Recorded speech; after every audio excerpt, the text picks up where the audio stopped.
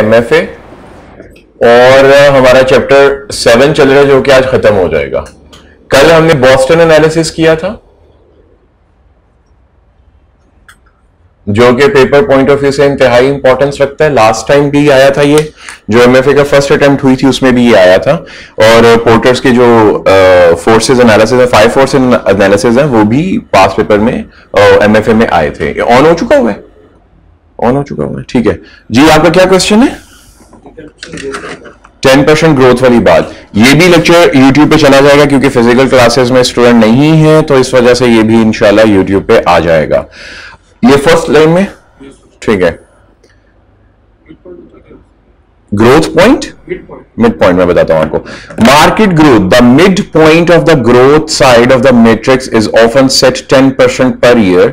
If the market growth is higher than this, it is high, and if the annual growth is lower, it is low. It should be set that 10% is an arbitrary figure. मतलब क्या हुआ? पूरी market में तकरीबन आप यूं समझ लें कि मार्केट है $2 करोड़ की।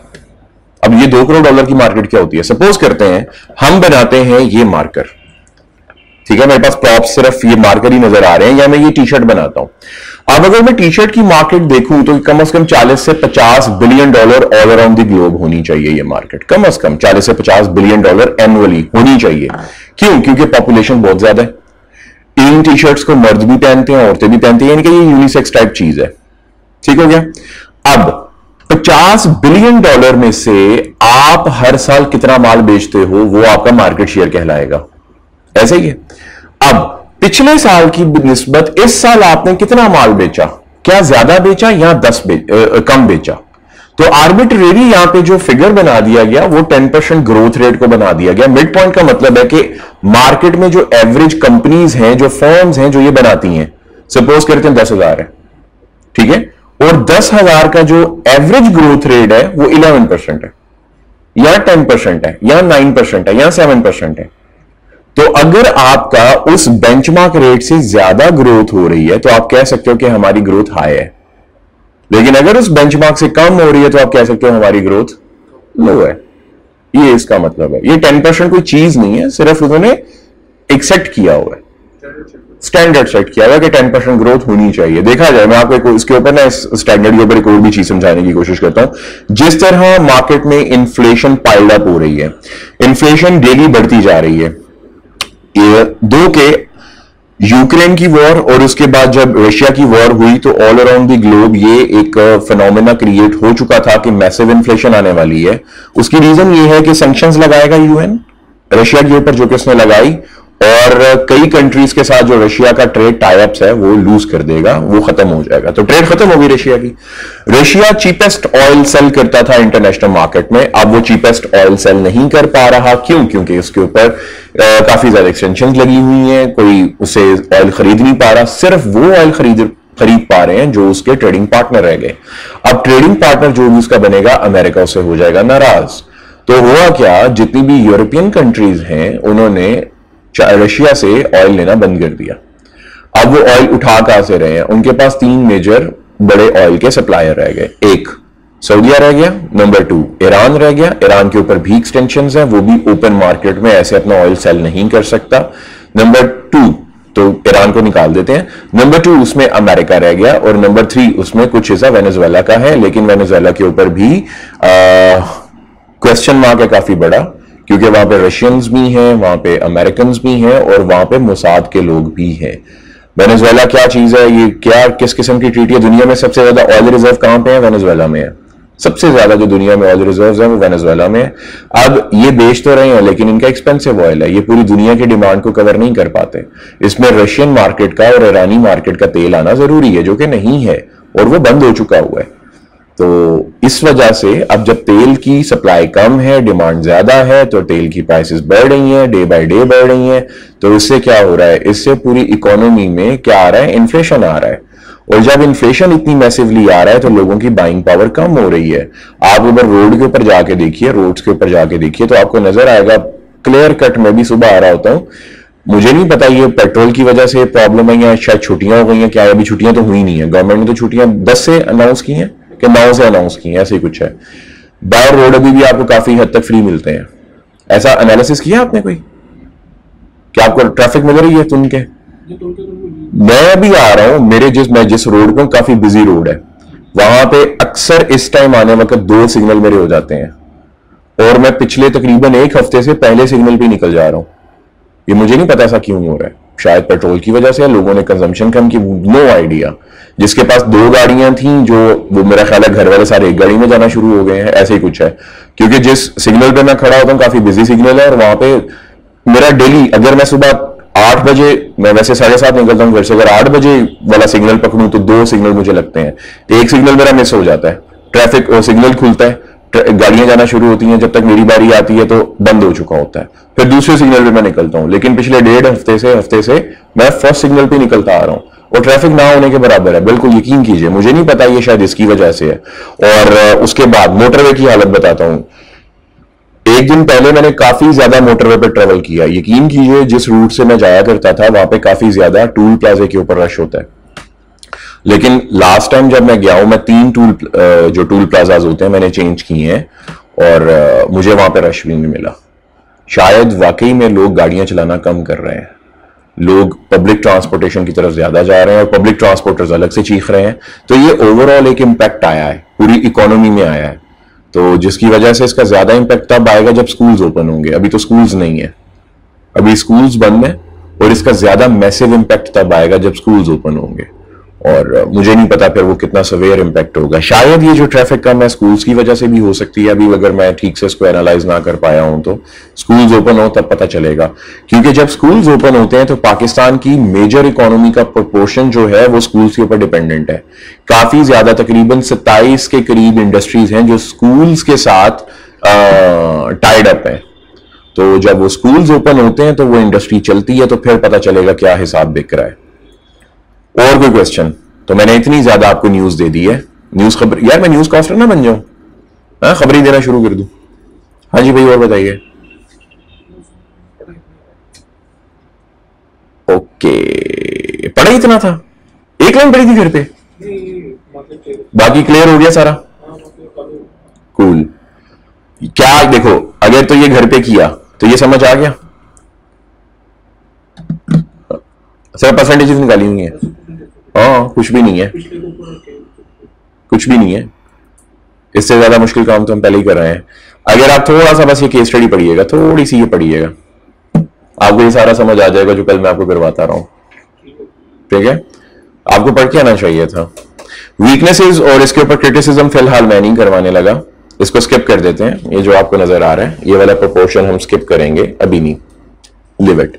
इसको लास्ट पे करेंगे, जाके लास्ट पे जब हमने रिवीजन करनी है तब करेंगे, अभी की हमारी जरूरत नहीं है। अभी हम करने लगे हैं जी स्वॉट एनालिसिस। स्वॉट एनालिसिस क्या होता है, कैसे होता है, क्यों होता है, इसके ऊपर करेंगे फोकस। और यहां पे हमारे पास टॉपिक नंबर जो 6 है वो अपॉर्चुनिटीज है। जो टॉपिक नंबर 6 हम करने जा रहे हैं चैप्टर 7 का, उसमें अपॉर्चुनिटीज, अपॉर्चुनिटी एंड थ्रेट। अच्छा रुक जाओ यहीं पे, अभी अपॉर्चुनिटी एंड थ्रेट क्या होते हैं इसको भी भूल जाओ। हम बेसिकली करने जा रहे हैं एक थ्योरी, और इस थ्योरी का नाम है स्वॉट एनालिसिस, SWOT, स्वॉट एनालिसिस। अच्छा, स्वॉट एनालिसिस कहते क्यों है, मैं बड़ी सिंपल सी मिसाल देता हूं। आपने किसी जगह पे कारोबार करना है, अभी तक हमने जितनी भी 5 पीछे से थ्योरीज पढ़ी हैं, इन थ्योरीज का मकसद सिर्फ एक यही था, यार ठहर जाओ जरा, मुझे मेरी पॉकेट फ्री कर लेने दो। आप सबको मेरी पॉकेट में हमेशा काफी ज्यादा टिश्यूज मिलेंगे, पता नहीं मुझे ऑब्सेशन है टिश्यूज के साथ, पता नहीं क्या है। स्वॉट, अभी तक हमने जितनी भी थ्योरीज पढ़ी है ना, वो सिर्फ ये है कि आपने एनालाइज करना है कि आप अपना कारोबार वहां पे कर सकते हैं या नहीं कर सकते हैं। एक मार्केट है पर्टिकुलर, आप वहां पे अपना कारोबार करना चाहते हैं, कोई भी XYZ प्रोडक्ट देखिए आपने अपने रिश्तेदार को देखा, आपका रिश्तेदार पहले आपके घर आया करता था बाइक पे, कोई 2 साल बाद वो आपके पास गाड़ी पे आया, तो आपने पूछा यार माशाल्लाह बड़ी तरक्की कर ली है। वो कहेगा भाई साहब तू भी ये काम कर ले, मैंने तो ये फलाना काम करता हूँ, टायरों का काम करता हूँ, मैं फलानी चीज का काम करता हूँ, ठीक है, मैं आइसक्रीम का काम करता हूं। तो आपके दिल में लालच आता है यार मैं भी ना कर लूं, अगर तूने तरक्की की तो मैं भी कर लेता हूं यार, मैं भी 2-4 साल में गाड़ी ले लूंगा, मैं तो बाइक पे हूं। अब अगर तो ये थ्योरीज पढ़ी हैं आप लोगों ने, तो आप उसके कारोबार में इनको प्रैक्टिकली अप्लाई करने की कोशिश करके देखो, क्या वो कारोबार फिजिबल है। अगर तो है और ये फंडामेंटल्स के ऊपर पूरा उतर रहा है तो फिर उसको शुरू कर सकते हो, और अगर नहीं है तो फिर उसको शुरू नहीं करना।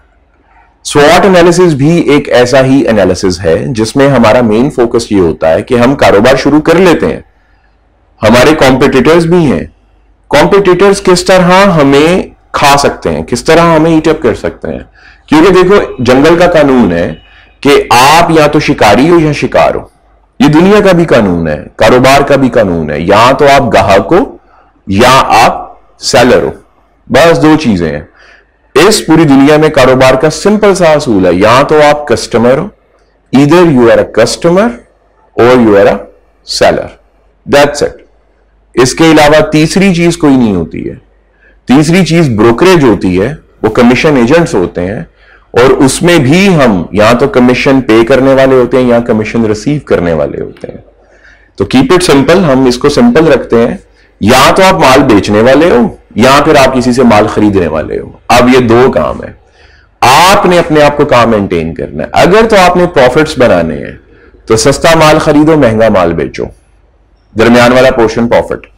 सस्ता माल खरीदना कब है, महंगा माल खरीदना, महंगा माल बेचना कब है, ये एक बहुत बड़ा कॉम्प्लिकेटेड क्वेश्चन है। सस्ता माल खरीदना कब है, किससे खरीदना है, क्यों खरीदना है। महंगा माल बेचना कब है, किसको बेचना है, क्यों बेचना है। इन क्वेश्चंस का आंसर मेरे मुताबिक नसीब वालों को ही मिलता है, और वो लोग अच्छे एंटरप्रेन्योर बन जाते हैं, और फिर वो लोग किताबें छापते हैं, फिर वो लोग कहते हैं हमने तरक्कियां की हैं। तो ये रियलिटी भी है भाई, ऐसा ही होता है। और जिसको इस क्वेश्चन का आंसर नहीं मिल पाता, कोशिश करता है लेकिन नहीं मिल पाता, तो नसीब की बात होती है, उसके नसीब में वो कारोबार नहीं था, कोई और कारोबार ट्राई करके देख ले। तो हमारी किताबें कहती हैं कि हर कारोबार ठीक चल सकता है अगर तुम इसको इन 3-4 क्वेश्चंस को ढूंढ लो। अच्छा, ये 3-4 क्वेश्चन मैंने खुद बनाए हुए हैं, गूगल कर लीजिएगा, शायद आपको मिल जाए, मुझे नहीं पता है कि नहीं है। वैसे गूगल कर लिया करो अगर मैं कोई बात यहां पे करता हूं तो स्वॉट एनालिसिस भी उसी का एक हिस्सा। सपोज करते हैं जी मैं मार्केट में गया, मैंने ये मार्कर बनाने वाला काम शुरू किया हुआ है, या मैं कोई और XYZ काम करना चाहता हूं। मेरा दिमाग में आया जी अब टीचिंग छोड़ते हैं, बिजनेस करते हैं, चलो जी बिजनेस करते हैं। मेरे पास 4 पैसे भी हैं, मैंने सोचा जी AC बनाने का काम शुरू कर लेते हैं। तो अभी देखो ना, मेरे पास बहुत ज्यादा रिस्ट्रिक्शन है आपके सिलेबस को लेकर, नहीं तो मैं आपको ना एक बड़ा मजे का आजकल ऑनलाइन बिजनेस चल रहा है, मैं आपको वो सिखाने की यहाँ पे कोशिश करता हूँ स्वॉट एनालिसिस के हिसाब से। टाइम कॉन्स्टेंट भी है, जिंदगी के लम्हात भी कम है, टाइम भी कम है। तो जब जिंदगी कम हो, वक्त भी कम हो, तो फिर मेन फोकस करना चाहिए पेपर पास करने पे। तो बस फिर अब मैं अभी वो नहीं करवा पाऊंगा आपको, नहीं तो स्वॉट एनालिसिस उसमें इतने मजे का है। रियल लाइफ में बड़ी मिसाल देता हूं आपको, थोड़ा कैमरा इधर लेके आइए। आप ये थ्योरी देख रहे हैं, ये थ्योरी देख रहे हैं, ये वाली, ठीक है, ये काफी अच्छी खासी मोटी सादी थ्योरी है, बड़ी लंबी सी थ्योरी है स्वॉट एनालिसिस। रियल लाइफ में गोरो ने क्या किया, गोरो ने एक टूल बना दिया, गोरो ने एक टूल बना दिया। $70 का वो टूल आता है। कितने डॉलर का हाफिज? $70 का वो टूल आता है भाई साहब। उस टूल को अप्लाई करो, वो सारा आपको स्वॉट एनालिसिस करके दे देता है। भाई साहब घबराने की जरूरत ही नहीं है, फैक्ट्स एंड फिगर्स ढूंढने की जरूरत ही नहीं है। बिग डेटा की मदद से, बिग डेटा की पढ़ा था हमने, बिग डेटा की मदद से सारे का सारा वो ऐसे ठू करके अप्लाई करके आपको दे देगा। तो इतना ज्यादा हम लोग क्यों पढ़ रहे हैं? मेरे पास इसका आंसर नहीं है क्यों पढ़ रहे हैं, टू बी वेरी ऑनेस्ट, पता नहीं क्यों पढ़ रहे हैं। ठीक है, पेपर पास करना है इस वजह से पढ़ रहे हैं। तो मैं पढ़ने के अगेंस्ट नहीं हूं, मैं खुद बड़ा पढ़ता हूं यार, डेली कुछ ना कुछ मैं पढ़ रहा होता हूं। तो हाँ, लेकिन वो किताबें नहीं होती हैं, वो ये टूल्स ही होते हैं। इसको सीखने की कोशिश कर रहा होता हूं, बिग डेटा के टूल्स हैं। और उसके बाद हाँ, फिर मुझे कोई सर्टिफिकेशन मिलेगी, लोग कहेंगे $1 शॉप है। ठीक है, तो $70 का टूल लो अल्लाह के बंदो, और इसको कहीं पे भी अप्लाई कर दो। उस टूल को, उसको टूल को इंटीग्रेट करते हैं वेबसाइट के साथ। आप जो भी इंडस्ट्री में आप काम करते हो उस इंडस्ट्री का रेफरेंस दो, उस टूल के अंदर खुद ब खुद उसका डेटा आएगा। 10-12 वेबसाइट से वो डेटा उठा देता है, और वो 10-12 जो वेबसाइट है वो बहुत लेजिटिमेट है। मैं उनका नाम नहीं लेना चाहता, क्योंकि मैं नाम लूंगा तो वो वायरल हो जाएंगी, और मैं नहीं चाहता मैं उनको मुफ्त में शाउट आउट दूं। तो भाई साहब ये सारे का सारा वहां पे लग जाएगा। तो इसका मतलब जो भी मैं बातें आपको यहां पे सिखाऊंगा, ठीक है, वो आपने पेपर पॉइंट ऑफ व्यू से करनी है। प्रैक्टिकली अगर कभी सीखना हो और मेरे पास टाइम भी हो तो फैकल्टी रूम में आ जाइएगा, दोनों भाई बहन या भाई भाई बैठ के, इसमें बेटियां भी अलाउड है और मेरे भाई भी अलाउड है, चाय भी पियेंगे साथ में, बता भी दूंगा आपको, लेकिन $70 मैं नहीं पे करूंगा, आपने खुद पे करने हैं, क्योंकि भाई इतना अमीर नहीं है। आजकल तो पेट्रोल इतना महंगा हो गया है, तो मैं सोच रहा हूँ साइकिल पे आया करूँ, थोड़े से हालात बेहतर होते हैं मौसम के, तो इंशाल्लाह साइकिल मैंने चूज कर ली है, बस वो खरीदनी बाकी है। तो हाफिज आप मुझे लोन देंगे, कर्जे हंसना, और फिर हम साइकिल लेंगे। नहीं जी, स्वॉट एनालिसिस हमें क्या बताता है? स्वॉट एनालिसिस बताता है हम मार्केट में से कूद के गए, जंप मारी मार्केट में कारोबार ही कारोबार, ओए होए पैसा ही पैसा नजर आ रहा है हमें। अब हमने पैसा तो देख लिया, लेकिन वो पैसा लोगों की जेबों में है। एक कारोबारी इंसान क्या होता है? लोगों की जेबों में जो पैसा पड़ा है ना, वो उसने उनकी जेबों से निकलवाने और अपनी जेब में डालने, इसे कारोबार कहते हैं आज के दौर में। एक मैं क्लिप देख रहा था ड्रामे का, उसमें हीरोइन हीरो से पूछती है, पता नहीं वो हीरो हीरोइन थे, बस एक रील थी फेसबुक पे किसी ने शेयर किया हुआ था। हीरोइन उसे पूछती है आप काम क्या करते हैं, वो गाड़ी चला रहा होता है, तो लड़का कहता है आज के दौर में ये नहीं पूछते आप काम क्या करते हैं, आज के दौर में ये पूछते हैं आप कमाते कितना है। तो वो हीरोइन उससे पूछती है जी आप महीने का कितना कमाते हैं? वो कहता है मैं 9-10 लाख रुपया कमा लेता हूं। तो हीरोइन बड़ा उससे मैस्मराइज होती है, बड़ा इंप्रेस हो जाती है कि वाह यार तू तो लेवल का बंदा है, ठीक है तुझी से शादी करनी चाहिए अब तो, ठीक है। तो इसका मतलब क्या हुआ? आज के दौर में जो कारोबार है उसकी नेचर चेंज हो गई है। जो पैसा आपकी पॉकेट में है वहां से निकल के आपकी पॉकेट में आएगा, आप इसको कारोबार कहोगे। स्वॉट एनालिसिस भी कोई ऐसी ही चीज सिखाता है आपको। स्वॉट एनालिसिस की 4 चीजें होती हैं। Number 1, S stands for strength, W stands for weakness, O stands for opportunity और T स्टैंड्स फॉर थ्रेट्स। ये दो और ये दो अलग अलग भाई बहन हैं, इनको इंटरनल फैक्टर्स कहा जाता है, इंटरनल फैक्टर्स कहा जाता है, और इनको एक्सटर्नल फैक्टर्स कहा जाता है, एक्सटर्नल फैक्टर्स। अब ये इंटरनल फैक्टर्स का मतलब क्या हुआ? ये विद इन दी ऑर्गेनाइजेशन होते हैं। आपकी क्या स्ट्रेंथ है, आपकी क्या वीकनेस है। अगर मैंने कंपनी बनाई तो मेरी स्ट्रेंथ और वीकनेस मेरी कंपनी के हिसाब से होगी ना। तो ये विद इन दी ऑर्गेनाइजेशन एक पैरामीटर होगा किसी भी चीज को मेजर करने का। और जो ये दो है अपॉर्चुनिटी एंड थ्रेट्स, ये आउटसाइड दी ऑर्गेनाइजेशन पैरामीटर होगा अपनी कंपनी को एनालाइज करने का। बेसिकली स्वॉट एनालिसिस सिखाता है आप कितने पहलवान हो। अखाड़े में उतरना है, आपने रेसलिंग करनी है, तो रेसलिंग के 2 असूल याद रखो। एक, आपने प्रिपरेशन करनी है। नंबर 2, जो आपका ओपोनेंट है आपको पता होना चाहिए वो कितना ताकतवर है, उसके ट्रिक्स क्या है, वो कहां से आपको पकड़ सकता है, कहां से पिछाड़ सकता है, कहां से आप हार सकते हो। आपकी स्ट्रेंथ क्या है? आप एक अखाड़े में जा रहे हो मैच करने के लिए, आप एक क्रिकेटर हो, आपकी स्ट्रेंथ क्या है? आप फास्ट बॉलिंग को अच्छे से कवर कर सकते हो, आप स्लो बॉलिंग को अच्छे से कवर कर सकते हो। मुझे कोई क्रिकेट की इतनी नॉलेज नहीं है। फिर उसके बाद आपकी वीकनेस क्या है? फिर उसके बाद ये 2 चीजें आप अपने अंदर से पता कर सकते हो कि यार ये देखो अगर बॉल तेज आएगी तो मैं तो छक्का मार लूंगा, मेरी कमाल की स्ट्रेंथ है। यार स्लो आ गया ना अगर बॉल, तो मैं तो आउट हो जाऊंगा। इसी तरह हर कारोबार, मैं केस स्टडी करवाऊंगा आपको इसके ऊपर पूरी की पूरी, जिसमें हमें ये आइडेंटिफाई खुद ब खुद हो जाएगा हमारी स्ट्रेंथ और वीकनेस क्या है। देखो बड़ी सिंपल सी बात है, मैंने इलेक्ट्रॉनिक कार्स बनानी है, इलेक्ट्रिक व्हीकल्स बनानी है, क्या उसकी जो प्रिस्क्राइब्ड टेक्नोलॉजी है वो मेरे पास है? अगर तो मेरी कंपनी में है तो हाफिज वो मेरी क्या हुई? स्ट्रेंथ। अब वो मेरे पास है, मेरे पास प्रॉपर लेबर भी है, ठीक है, लेकिन मुझे उसको सेल करना नहीं आ रहा। क्या पाकिस्तान में मैं कंपनी लगा के सेल कर पाऊंगा?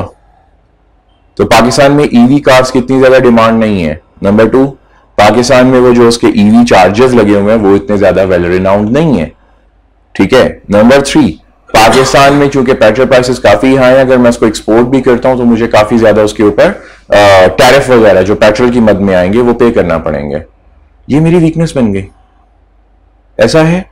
थ्रेट क्या है भाई? इलॉन मस्क ने भी तो गाड़ी बना के रखी हुई है, वो तो रहता भी यूरोपियन कंट्री में है, उसकी तो सारी की सारी मंडी कनाडा और ईस्टर्न यूरोपियन और वेस्टर्न यूरोपियन कंट्रीज है भाई।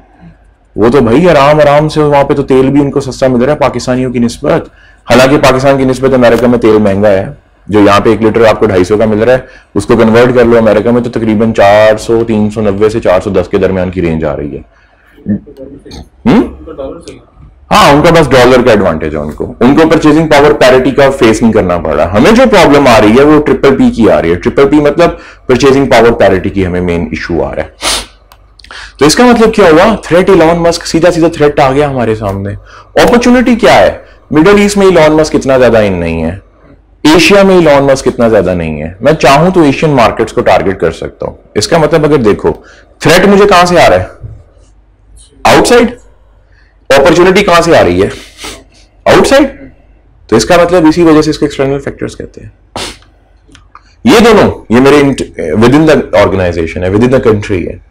समझ आ गई बात की। तो हम लोगों ने स्वॉट एनालिसिस को 4 हिस्सों में कन्वर्ट कर लिया, जिसमें within the country, within the organization. ठीक हो गया ना। अगर तो मैं इलॉन मस्क वाला सिनेरियो लूं तो फिर विद इन द कंट्री भी आ रहा है, क्योंकि पाकिस्तान में मेरे अलावा कोई ईवी नहीं ना बना रहा। अगर पाकिस्तान में मेरे अलावा भी कोई ईवी बना रहा है तो फिर मेरा उसके साथ भी ये कंपटीशन ये स्टार्ट हो जाएगा, अपॉर्चुनिटी थ्रेट वाला। फिर वो भी एक्सटर्नल होगा, फिर ये विद इन द ऑर्गेनाइजेशन आ जाएगा। क्लियर हो गई बात। आपने पेपर पॉइंट ऑफ व्यू से ये जो दो हैं, अपॉर्चुनिटी एंड थ्रेट्स, इसको किस में रखेंगे, विद इन द ऑर्गेनाइजेशन, इसको आउटसाइड द ऑर्गेनाइजेशन। मुझे सिर्फ 1 मिनट दीजिएगा, मुझे पानी पी लेना दीजिएगा।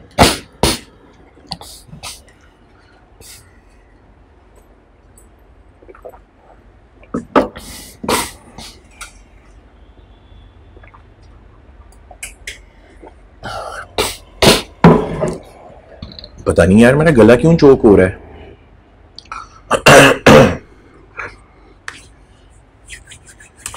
तो थोड़ा सा ऊपर से पढ़ते हैं बुक से, कैमरा इधर ही रखिएगा स्क्रीन पे। Strength are internal strength that comes from the resources of the entity. जो हमारे पास रिसोर्सेज एंटिटी को अवेलेबल हैं, हम उन्हीं को स्ट्रेंथ बना सकते हैं। अभी मैं आपको इसको डिफरेंट पर्सपेक्टिव से करना भी सिखाऊंगा। Weaknesses are internal weaknesses in the resources of the entity. तो हमने ये देखा कि जो स्ट्रेंथ और वीकनेसेस हैं वो इंटरनल ही, कंपनी के अंदर से ही, या तो हमारी वो रिसोर्सेज की स्ट्रेंथ होगी या ही रिसोर्सेज की वीकनेस होगी। अगर तो हमारे पास ऐसे रिसोर्सेज अवेलेबल हैं जो दूसरों के पास नहीं है, तो फिर हम कह सकते हैं हमारे पास स्ट्रेंथ अच्छी है। लेकिन अगर दूसरों के पास टेक्नोलॉजी अच्छी हुई तो वो हमारी वीकनेस भी बन जाएगी। एक बात याद रखिएगा, आसान अल्फाज में, आप फिर यूट्यूब पे जाएगा, आप इसको वहां से भी नोट कर सकते हो। आपकी स्ट्रेंथ आपके राइवल की वीकनेस होती है। बात को गौर से समझिएगा, आपकी स्ट्रेंथ आपके राइवल की वीकनेस है और आपकी वीकनेस आपके राइवल की स्ट्रेंथ है। बड़ी आसान सी बात। आपकी स्ट्रेंथ आपके राइवल की क्या है, वीकनेस, और आपके राइवल की स्ट्रेंथ आपकी क्या है, वीकनेस। समझ आई मेरी बात की। तो आप चाहो इसको एक्सटर्नल यूज में भी लाकर किसी भी अपने राइवल की वीकनेस को अपनी स्ट्रेंथ में कन्वर्ट करके उसका मार्केट शेयर अपने नाम लगवा सकते हो।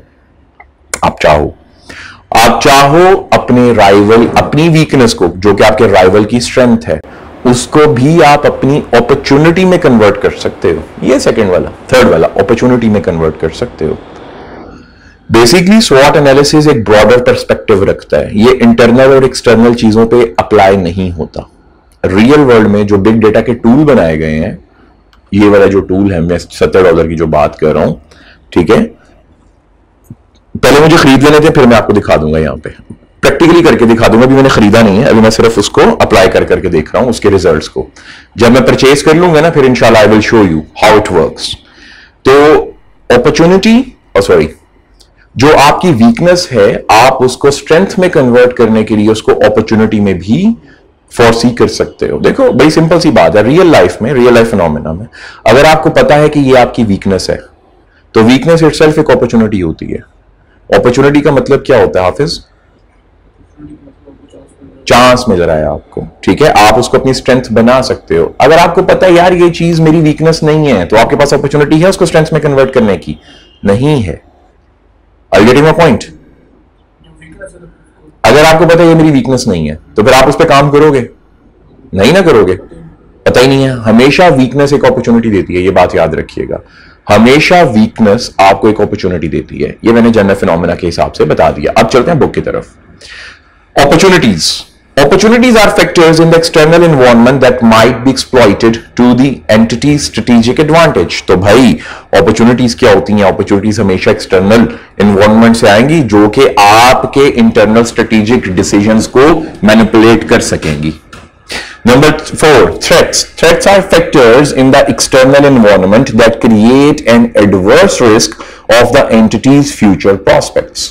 तो थ्रेट क्या हुआ? थ्रेट भी एक्सटर्नल इन्वायरमेंट होता है जो कि एंटिटी के फ्यूचर प्रोस्पेक्ट को, या कि एंटिटी के फॉरसीएबल फ्यूचर को, एंटिटी के फ्यूचर स्ट्रेटेजिक डिसीजंस को, एंटिटी के फ्यूचर जो उसके प्रोजेक्ट्स होंगे उनको थ्रेट कर सकता है, उनको हिट कर सकता है, उनको इंपैक्ट कर सकता है, और इतना बुरा इंपैक्ट कर सकता है कि आपका जो फॉरसीएबल फ्यूचर है वो खतरे में पड़ जाए। बस इतना ही आप लोगों ने 4 चीजों को जी हाँ, एक्सटर्नल इन्वायरमेंट आपकी एक्सप्लॉइट कर सकता है ना, आपके एक्सटर्नल इन्वायरमेंट को एक्सप्लॉइट किया जा सकता है अपॉर्चुनिटी से। The entity strategic advantage. Opportunities का यहां पे मतलब क्या हुआ? हाँ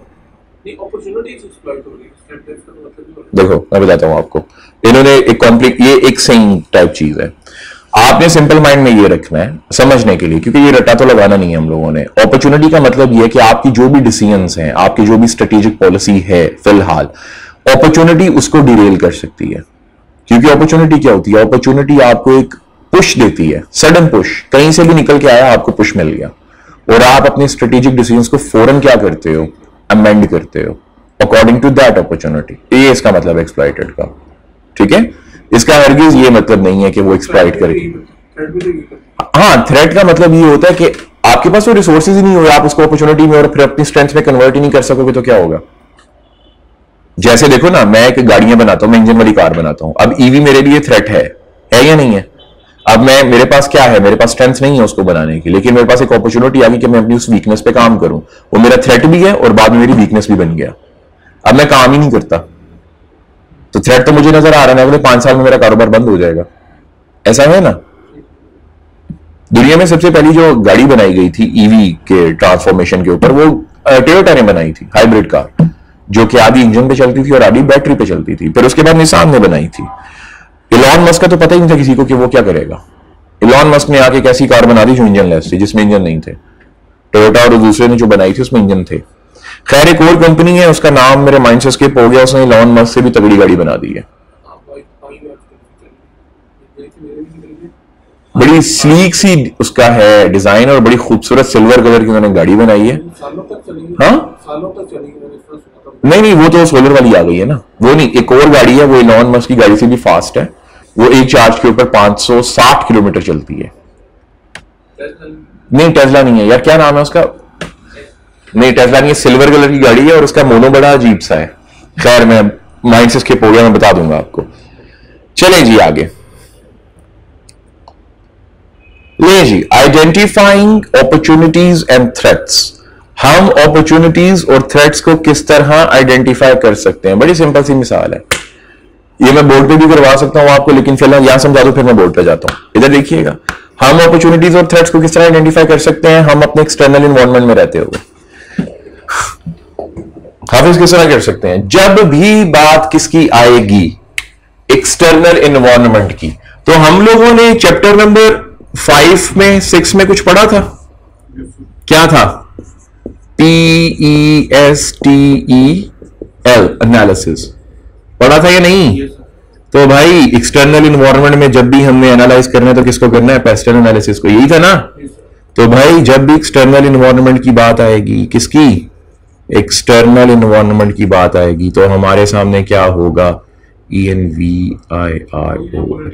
बिल्कुल बिल्कुल बिल्कुल बिल्कुल बिल्कुल, political, economical, social, technological, environmental और उसके बाद लीगल। तो बिल्कुल हमने इसी को एनालाइज करते हुए अपनी अपॉर्चुनिटीज और थ्रेट्स को आइडेंटिफाई कर लेना है। यानी कि अगर मैं मिसाल दूं आपको, पेस्ट एनालिसिस अपॉर्चुनिटीज और थ्रेट को ही कंसिडर कर रहा होता है। स्वॉट एनालिसिस इसी से मिलकर बनाया गया, स्वॉट एनालिसिस इसी से मिलकर बनाया गया। तो इसका मतलब रिपोर्टर की 5 फोर्सेस के अंदर और वो जो BCG हमने किया उससे मिलकर ये 2 बनाए गए, ठीक है। ये दो बनाए गए उसके इंटरनल के और ये एक्सटर्नल में बना लिया गया। तो पेस्ट एनालिसिस सारे का सारा हमें ऑटोमेटिकली, अगर हम इसको एनालाइज करेंगे तो हम इन दो चीजों को एनालाइज कर रहे होंगे, एक अपॉर्चुनिटी को एनालाइज कर रहे होंगे और दूसरा किसको एनालाइज कर रहे होंगे, थ्रेट को। बड़ी सिंपल सी मिसाल मैं आपको देता हूं। यहां पे दो कंपनीज हैं ABC XYZ, ये पाकिस्तान की है और ये USA की है। अब ये दोनों एक दूसरे के राइवल है, ये दोनों एक दूसरे के राइवल है। हमने एक चीज को एनालाइज करना है। अब राइवल तो है और ये दोनों एक्सटर्नल इन्वायरमेंट में बिजनेस कर रहे हैं, क्योंकि ये जिस मार्केट में काम कर रहे हैं वो सारे की सारी एक्सटर्नल मार्केट है, इनके हम इंटरनल मामला को फिलहाल नहीं जानते। इसकी क्वालिटी बड़ी बेस्ट है, जो XYZ प्रोडक्ट बनाता है वो बेस्ट इन क्वालिटी है, वो बेस्ट इन क्वालिटी है। लेकिन जो पाकिस्तानी प्रोडक्ट बनाता है उसकी प्राइसेस बड़ी इकोनॉमिकल है, उसकी इकोनॉमिकल प्राइसेस है। मैं उल्टा ही लिख रहा हूं, चलो खैर है। इसका डिलीवरी टाइम लेट होता है,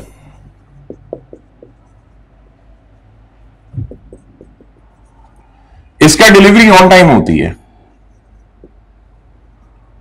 ऑन टाइम डिलीवरी। मैं पता नहीं क्यों उल्टा लिख रहा हूं, हालांकि ऑन टाइम को पहले आना चाहिए था। इसकी डिलीवरी ऑन टाइम होती है, इसकी पैकेजिंग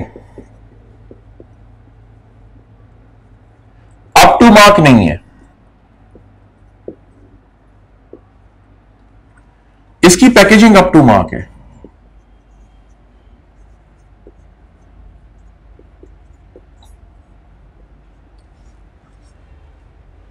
ये दोनों एक दूसरे के राइवल तो हैं, कुछ चीजों में इसको एडवांटेज है, कुछ चीजों में इसको एडवांटेज है, इसीलिए तो ये मार्केट में कर रहे हैं, माल शाल बेच रहे हैं, कॉम्पिटिटर हैं। जब इन दोनों ने एक दूसरे को एनालाइज करना है, इन दोनों ने एक दूसरे को एनालाइज करना है, तो सिंपल सी बात है, इसने अपने आप को एनालाइज करते हुए ये देखना है कि फ्यूचर में मेरे पास क्या थ्रेट आ सकते हैं, कहां से, इस कंपनी से, और उन थ्रेट्स को क्या मैं अपॉर्चुनिटीज में कन्वर्ट कर सकता हूं या नहीं। इसी तरह इस बंदे ने भी इसको देखना है, इस कंपनी ने भी इसको देखना है कि मेरे पास क्या थ्रेट्स आ सकते हैं और मेरे पास क्या मैं उनको अपॉर्चुनिटीज में कन्वर्ट कर सकूंगा, मैं उस अपॉर्चुनिटी से अपनी स्ट्रेंथ मेकअप कर सकूंगा, अपनी स्ट्रेंथ को मैं वापस से अपनी वीकनेसेस को भी मैं स्ट्रेंथ या अपॉर्चुनिटीज में कन्वर्ट कर सकूंगा या नहीं। ये होता है external analysis with the help of paste analysis. जिस मार्केट में हम काम कर रहे हैं उसका पॉलिटिकल एनवायरनमेंट कैसा है, ये वापस पूरे का पूरा चैप्टर 5 आ जाएगा, 6 आ जाएगा इसमें। उसका इकोनॉमिकल एनवायरनमेंट कैसा है जिस मार्केट में हम काम कर रहे हैं, क्योंकि जब हम इस मार्केट में अपना माल सेल करने जा रहे होंगे उसके बाद हमारे इंटरनल फैक्टर वहां पे एक्टिवेट होंगे, उसके बाद हमारे इंटरनल फैक्टर एक्टिवेट होंगे। भाई तेरी प्राइस तो इकोनॉमिकल है, क्वालिटी बेस्ट क्यों नहीं है, क्योंकि इंटरनल फैक्टर है, ये एक्सटर्नल फैक्टर नहीं है। भाई तेरी पैकेजिंग क्यों खराब है, इंटरनल फैक्टर है, एक्सटर्नल फैक्टर नहीं है। भाई तेरा डिलीवरी टाइम क्यों लेट है, ये एक्सटर्नल फैक्टर भी हो सकता है, बहरहाल ये इंटरनल फैक्टर है। मैन्युफैक्चरिंग लेट हो रही है तो डिलीवरी लेट हो रही है ना। एक्सटर्नल फैक्टर क्या हो सकता है, भाई साहब जिस मार्केट में ये माल सप्लाई कर रहे हैं उस मार्केट में जो कंपनी, जिस गवर्नमेंट की वो मार्केट है, उन्होंने रेस्ट्रिक्शंस लगाई हुई हैं। कंटेनर पहले ऐसे पास होगा, फिर यहां से निकलेगा, दूसरे चेक पॉइंट पे जाएगा, वहां से पास होगा, उसके ऊपर 10 से 12 दिन का प्रोसेस होता है। फिर लेकिन जो पाकिस्तान की मंडी है, पाकिस्तानियों को उसके ऊपर इतनी रेस्ट्रिक्शन का सामना नहीं करना पड़ता। ठीक है, यूरोपियन कंट्री में पाकिस्तान का माल काफी रेस्ट्रिक्शंस के बाद जाके उसको ओपन किया जाता है, लेकिन जो यूरोपियन कंट्रीज है उनका कोई है ही नहीं, सीधा कंटेनर को चाबी लगाओ, स्टार्ट करके लेके जाके मंडी में उतार दो, सिंपल। क्योंकि उनकी ट्रीटी साइन है, उनका ट्रेडिंग पार्टनर है वो सारे एक दूसरे के। पाकिस्तान उनके ट्रेडिंग पार्टनर नहीं है, ईयू के, यूरोपीय यूनियन के, तो जिसकी वजह से ये प्रॉब्लम आती है। तो अगर आप लोगों ने ये पढ़ना हो एक दफा पढ़ लीजिएगा, ज्यादा इसको पढ़ने की जरूरत नहीं है, हम इसके क्वेश्चंस ही करेंगे डायरेक्ट।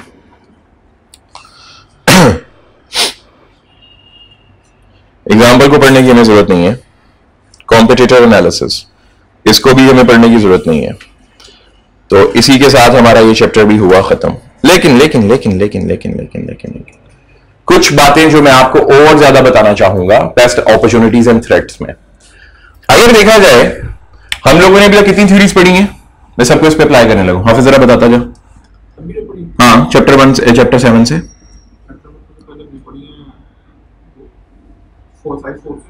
5 फोर्सेस, मुझे भूल गया।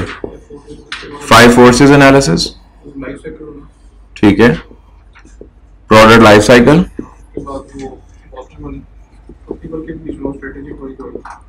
अभी मैं सारी आपको अप्लाई करके देने लगा हूं। फिर स्ट्रेटेजिक ग्रुपिंग,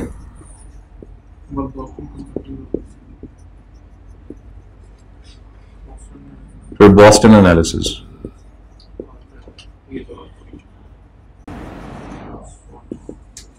कल इंशाल्लाह इनके हम पास पेपर्स करेंगे इन सभी थ्योरीज के। अच्छा जी, अगर 5 फोर्सेस की बात कीजिए तो 5 फोर्सेस हमें क्या बताती हैं भाई? 5 फोर्सेस हमें बताती हैं कि हमारे राइवल्स किस तरह के हो सकते हैं, हमारी राइवली कहां कहां से आ सकती है। नंबर 1 फोर्स कौन सी है? जल्दी बताता चल।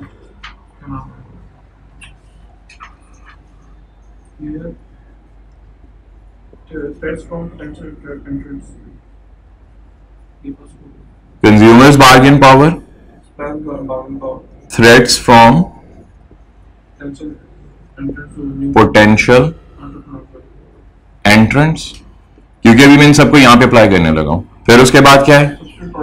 सब्स्टिट्यूट प्रोडक्ट्स, ठीक है। फिर उसके बाद थ्रेट फ्रॉम सप्लायर या बार्गेन पावर ऑफ सप्लायर। मैंने इनकी इक्वेशंस लिखवाई थी ना, इन दोनों की। कस्टमर वो लिख सकते हो पेपर में आप। बार्गेन पावर ऑफ सप्लायर और उसके बाद competitive rivalry.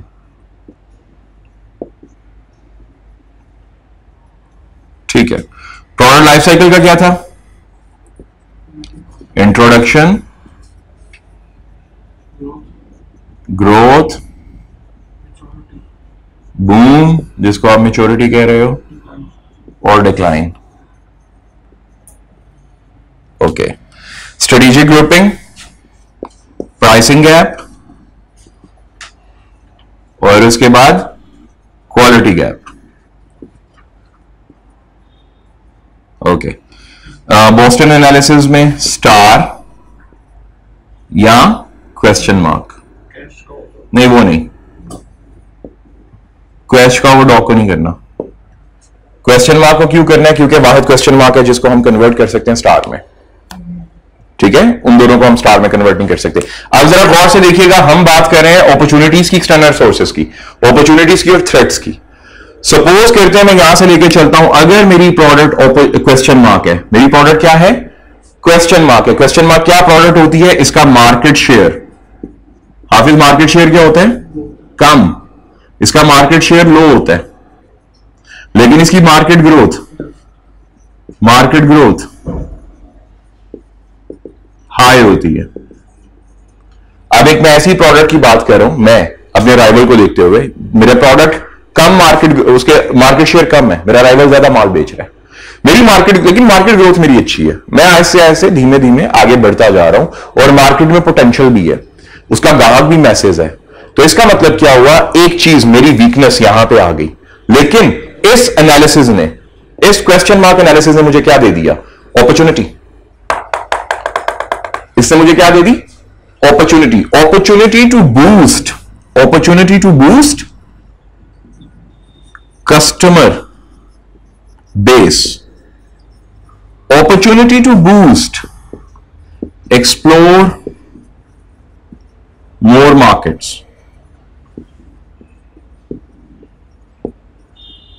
opportunity to maintain political affiliations,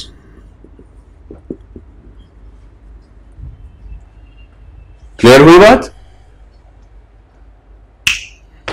पक्की बात है? अगर मैं इन अपॉर्चुनिटीज को प्रॉपर अवेल करके उन पे अपना प्रॉपर उसको स्ट्रेंथ में कन्वर्ट करने की कोशिश करूंगा, तो क्या मेरी क्वेश्चन मार्क प्रोडक्ट स्टार में कन्वर्ट होगी? पक्की बात है। नंबर 2, अगर मैं ग्रुपिंग, स्ट्रेटेजिक ग्रुपिंग में आता हूं, तो मुझे क्या मिल रहा है? प्राइसिंग और क्वालिटी गैप मिल रहा है। ये एक्सटर्नल सोर्स है या इंटरनल है? एक्सटर्नल है। यही मुझे डायरेक्टली क्या देके जा रहे हैं? यही प्राइसिंग और स्ट्रेटेजिक गैप मुझे क्या देके जा रहा है? अपॉर्चुनिटी, कि भाई चलो यहां पे मैं बना देता हूं, ये प्राइस है, ये क्वालिटी है और दो प्रोडक्ट्स हैं जी, गैप शो विद अपॉर्चुनिटी। शाबाश, समझ आ रही है ना बात की। बेसिकली स्वॉट एनालिसिस इन्हीं थ्योरीज को एनालाइज करने का तरीका है। हम लोगों ने स्वॉट को कुछ और ही बना के बुक में रखा होगा, ऐसा नहीं है। तो इसका मतलब क्या हुआ, ये मेरे पास गैप है भाई, ये मेरे पास गैप आ गया और यही मेरे पास अपॉर्चुनिटी है। अच्छा, इस अपॉर्चुनिटी को मैं फुलफिल करने के लिए क्या मेरे पास प्रॉपर स्ट्रेंथ भी है? क्या मैं कोई ऐसी प्रोडक्ट बना सकता हूं जो यहां क्वालिटी पे स्टैंड आउट करे और उसकी प्राइस बेशक थोड़ी सी ज्यादा भी हो तो चलेगा? क्या मैं ऐसी प्रोडक्ट बना सकता हूं? ये एक नेक्स्ट क्वेश्चन आ गया। क्योंकि हो सकता है अपॉर्चुनिटी तो हो, लेकिन मेरे पास वो स्ट्रेंथ नहीं है, मेरे पास वो रिसोर्सेज एम्पावर्ड नहीं है, इनरिच्ड नहीं है जिससे मैं इसको मैन्युफैक्चर कर सकूं। तो वो एक अलग लेवल का थ्रेट आ जाएगा। तो क्या आ जाएगा? एक नेक्स्ट लेवल का थ्रेट आ गया, जो कि थ्रेट था नहीं लेकिन मैंने बना लिया। क्यों? क्योंकि मैंने उस गैप को फुलफिल करना है। तो माइंड में जब हम एनालाइज कर रहे हैं चीजों को, तो हम लोगों को यह भी कंसर्न होना चाहिए, एक चीज जो अपॉर्चुनिटी नजर आ रही है लेकिन मेरे में इतनी अहलियत नहीं है कि मैं उसको फुलफिल कर सकूं, अगर मैं उसमें कूद पड़ा तो वो ऑटोमेटिकली मेरे लिए क्या बन जाएगा? थ्रेट बन जाएगा। और थ्रेट मेरे फ्यूचर प्रोस्पेक्ट को क्या करेगा? डैमेज करेगा, इंपैक्ट करेगा। मेरा फ्यूचर जो फॉरसीएबल फ्यूचर है उसको डैमेज करके रख देगा। क्लियर हुई बात भाईजान? क्लियर हो गई? आगे चलते हैं जी। फिर उसके बाद प्रोडक्ट लाइफ साइकिल आया। तो आप सब प्रोडक्ट लाइफ साइकिल में आप मुझे बताइए अपॉर्चुनिटी कहां पे, थ्रेट कहां पे है? प्रोडक्ट लाइफ साइकिल में आपके पास ये शुरू में जो आप इंट्रोडक्शन कर रहे हो, तो फिर आपके पास अपॉर्चुनिटी है ना कि आप उसको ग्रोथ कैसे कर सकते हो? ग्रोथ कर सकते हो, ठीक है, वो तो स्ट्रेंथ से होगी।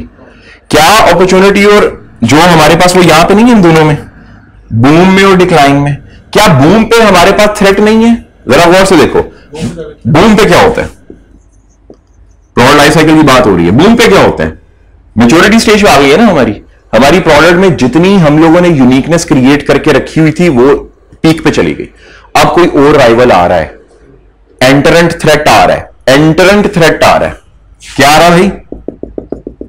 एंटरेंट थ्रेट आ रहा है। ये आ गया, ये वाला एंटरेंट थ्रेट मार्केट में आया, हमारी प्रोडक्ट की यूनिकनेस को उसने ब्रीच किया, वो और यूनिक प्रोडक्ट लेके आया। इसका मतलब क्लियर कट बूम पे हमें थ्रेट मिलेगा, थ्रेट फ्रॉम राइवल,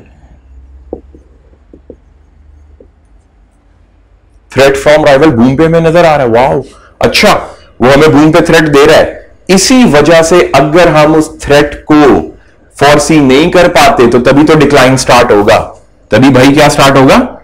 डिक्लाइन। और अगर हम तभी अपने थ्रेट को आइडेंटिफाई करके उसको स्ट्रेंथ में कन्वर्ट करेंगे तो डिक्लाइन आएगा? नहीं आएगा मेरे भाई, डिक्लाइन कतई नहीं आएगा। लेकिन होता क्या है, जब मेच्योरिटी होती है, मेच्योरिटी में जब हम थ्रेट को फेस नहीं कर पाते, थ्रेट को हम ठीक से परसू नहीं कर पाते अपनी स्ट्रेटेजिक डिसीजन मेकिंग में, और हम उसको ऑल्टर नहीं कर पाते अपनी कंपनी को, तो डिक्लाइन आ जाता है। अब ऑफिस डिक्लाइन की अपॉर्चुनिटी हुई।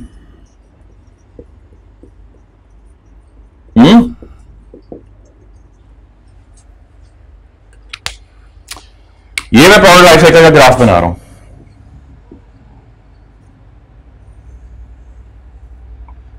ये डिक्लाइन वाला एरिया है। क्या डिक्लाइन हमें अपॉर्चुनिटी देता है? बिल्कुल। डिक्लाइन हमें रिसर्च एंड डेवलपमेंट की और यूनिकनेस को रीवैम्प करने की, रिफ्रेश करने की अपॉर्चुनिटी देता है, जिसके बाद हम बाउंस बैक कर पाते हैं। क्लियर हुई मेरी बात? तो ये जो दो फेजेस हैं प्रोडक्ट लाइफ साइकिल के, इटसेल्फ हमें अपॉर्चुनिटी और थ्रेट दे रहे हैं। ग्रोथ में भी हमारे पास अपॉर्चुनिटी होती है, अगर हम उस अपॉर्चुनिटी को स्ट्रेंथ में कन्वर्ट करते जाए, हम ग्रो करते जाएंगे। और जिस टाइम हमने अपॉर्चुनिटी को स्ट्रेंथ में कन्वर्ट करना रुक गए, उस टाइम पे क्या होएगा? हमारा थ्रेट आ जाएगा, और थ्रेट हमें डिक्लाइन की तरफ लेके जाएगा, जो कि नॉर्मली हर बिजनेस को फेस करना पड़ सकता है। क्लियर हुई बात? फिर उसके बाद हम चलते हैं, ओके, प्रोडक्ट लाइफ साइकिल हमारा हो गया। 5 फोर्सेस एनालिसिस। अब 5 फोर्सेस में 4-5 चीजें हमारे सामने, अगर मैं इसको अभी इंक्लूड ना करूं कॉम्पिटिटिव राइवलरी को, मैं इन चारों को इंक्लूड रखूं, तो ये चारों के चारों एक्सटर्नल थ्रेट्स हैं। ये चारों के चारों क्या हैं? एक्सटर्नल थ्रेट्स हैं। कैसे? Consumers bargain power external threat हुआ। अगर कंज्यूमर की बार्गेन पावर हद से ज्यादा इंक्रीज कर जाती है तो मेरे पास क्या आएगा? थ्रेट आएगा। आ गया थ्रेट। और अगर एंट्रेंट आ गया, कोई पोटेंशियल एंट्रेंट आ गया, तो भी मेरे पास इनोवेटिव थ्रेट आ गया। उसकी प्रॉब्लम मुझसे ज्यादा इनोवेटिव हो सकती है, उसकी प्राइसिंग स्ट्रेटेजी मुझसे ज्यादा ब्रूटल हो सकती है, वो प्राइस को पेनिट्रेटिंग प्राइसिंग स्ट्रेटेजी रख सकता है, जिसकी वजह से मेरी प्राइसिंग को कम करना पड़ेगा। प्राइस डंपिंग कर सकता है, वो हो सकता है ना ऐसे। फिर उसके बाद हाफिज सब्स्टिट्यूट प्रोडक्ट का थ्रेट भी होगा, क्योंकि फिर मार्केट शेयर डिस्पर्स होता है, दो बंदों के दरमियान मार्केट शेयर डिवाइड हो जाएगा। जब दो बंदों के दरमियान मार्केट शेयर डिवाइड होगा तो क्या होगा, ऑटोमेटिकली पहले I was the only king in the market, but now I have a competitor, तो उस कॉम्पिटिटर को मुझे अपना शेयर डिस्ट्रीब्यूट करना पड़ेगा ना चाहते हुए भी, क्योंकि वो छीनेगा मेरे पास से, इसी वजह से तो वो मेरा राइवल है, इसी वजह से तो हमें स्वॉट एनालिसिस करना है। फिर उसके बाद बार्गेन पावर ऑफ सप्लायर, ये भी इटसेल्फ एक एक्सटर्नल थ्रेट है। क्यों हाफिज ये bargain power of supplier external threat क्यों है? क्योंकि हमारी कॉस्ट ऑफ प्रोडक्शन बढ़ रही है इससे। अगर तो सप्लायर हमें मैनिपुलेट करने की कोशिश करता है तो ऑटोमेटिकली जो प्राइसिंग स्ट्रेटेजी हमने प्राइसिंग कोट करी अपने कस्टमर को, हमें वो चेंज करना पड़ सकती है। अगर हम अपने कस्टमर को जुबान दे चुके हुए हैं, एग्रीमेंट कर चुके हुए हैं, कॉन्ट्रैक्ट हमारे हो गए हुए हैं, तो फिर हम क्या कर सकते हैं, प्राइस को चेंज नहीं कर सकते। तो इसका मतलब हमें लॉस बेयर करना पड़ सकता है। क्या हम इतना लॉस बेयर कर सकते हैं कि फ्यूचर में भी कारोबार करते रहे, या इतना लॉस हो जाएगा कि हम लोग टाटा फिस हो जाए? हो सकता है या नहीं? और फिर उसके बाद क्या आता है जी, हो गया हमारा सारा कॉम्पिटिटिव राइवलरी। तो ये सारी बातों को यकजा कर लो तो इसे क्या कहेंगे, कॉम्पिटिटिव राइवलरी। और कॉम्पिटिटिव राइवलरी आपको दो चीजें देती हैं, थ्रेट और अपॉर्चुनिटी।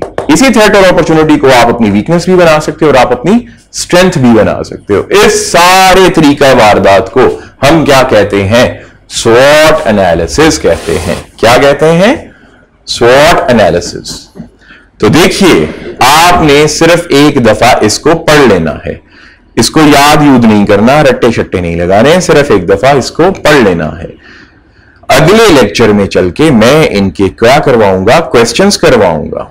अच्छा, ये सेल्फ टेस्ट देखिएगा, हाफिज ये होमवर्क करके आने, और जो मेरे फिजिकल के स्टूडेंट आपने भी होमवर्क करके आना, ईद के बाद मैं चेक करूंगा, अगर आप लोग भाग गए हो यहां पे सारी। प्यारे भाई इधर देखिए सर, ये वायर को तो कुछ करवाइए, हाँ इनको देखिए अगर ये चेंज होती है तो। लाइफ साइकिल वाला क्वेश्चन है, ये इंतहाई आसान क्वेश्चन है, ये करके आने हैं, मैंने नहीं करवाने, स्ट्रेट अवे क्वेश्चंस हैं, ठीक है। तो ये आप लोगों ने करके आने। और उसके बाद कॉम्पिटिटिव फोर्सेस भी हमें पता है, ये सारी चीजें यार, ये देखो ये सारे वही काम है जो हम बार बार क्लास में डिस्कस कर चुके हुए हैं। 5 फोर्सेस मॉडल कर लिए हुए ना हमने, ठीक है। ये एक दफा आप लोगों ने इसको कर लेना, आंसर्स मैच नहीं करने हैं, सिर्फ खुद से करके आने हैं आप लोगों ने। इसको खुद से लिखना है, मैं चेक कर लूंगा क्लास में, और अल्लाह का वास्ता है लिख के लेके आना यार। और जो इस सैटरडे को आपका टेस्ट होगा वो टेस्ट अगले सैटरडे को होगा, और अगले सैटरडे को मैं पहले 9 चैप्टर्स का टेस्ट रखूंगा, ठीक है, सही है यार। तो बड़ा मस्कीन इंसान है यार। ओके, ऑनलाइन वालों अपना ख्याल रखिएगा। अब हम क्या करेंगे नेक्स्ट, जब हम स्टार्ट करेंगे तो हम स्टार्ट करेंगे चैप्टर नंबर 8 स्ट्रेटेजिक कैपेबिलिटी। इंतहाई आसान है, पेपर में आता होता कोई नहीं है, आ गया तो कोई मसला नहीं है, ये सारी चीजें वैसे ही मैंने आपको पढ़ा दी हुई हैं। तो जब ये आएगा मैं आपको इससे ज्यादा डिटेल में पढ़ाऊंगा, और उसके मैं आपको नोट्स भी दूंगा, ठीक है। और मैं पढ़ाऊंगा बुक से, लेकिन नोट्स दूंगा आपको, प्रिपेयर आपने नोट से करना है। स्वॉट एनालिसिस के भी नोट्स दूंगा आपको। और अपना बहुत सा ख्याल रखिएगा, मुझे अपनी दुआओं में याद रखिएगा। मिलते हैं आपसे ब्रेक के बाद। अल्लाह हाफिज।